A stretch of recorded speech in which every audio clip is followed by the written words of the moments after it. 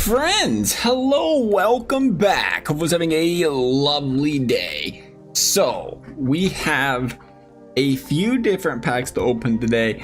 I do not have them all in the inbox today because impatient. We're gonna get our final Nations Face-Off pack tomorrow.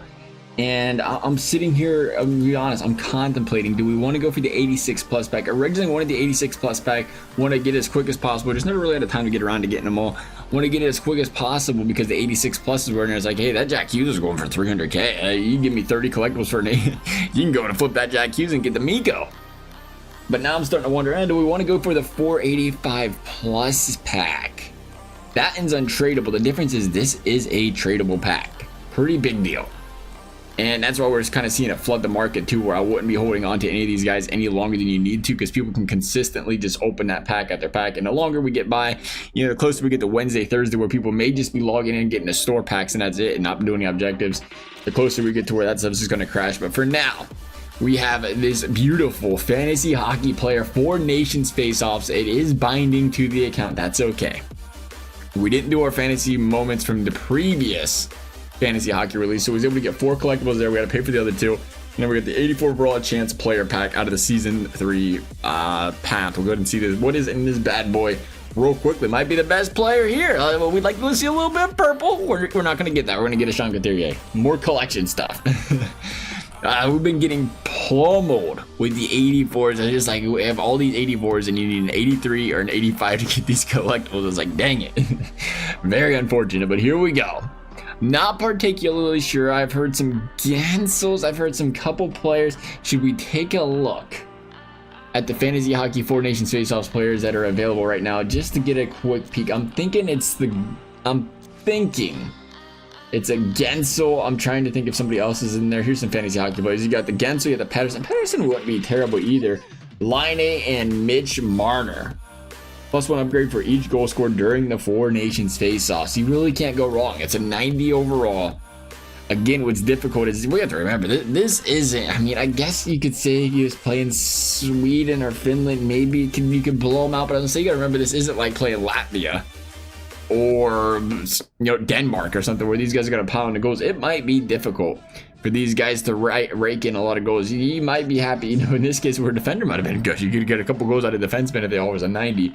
You'd probably be happy with 3 goals in this to get into a 93. Nonetheless, still exciting, still fun to have something to cheer for during the event. Hey, somebody could go off. Somebody could go off and drop a 5 burger in there. Probably not much more than that. We'll see what happens though. Here we go. Let's open this bad boy. So we got in here. We have the Gensel. All right. I'll take that all day of the week, every day of the week. The best one you could probably get, arguably. I mean, PD's up there, but Gensel being the most pure goal scorer, playing on Team USA, he's got all that talent around him, is going to get the opportunity to play Finland, going to get the opportunity to play Sweden, 2 teams where possibly the goals could be there. Happy to get that one.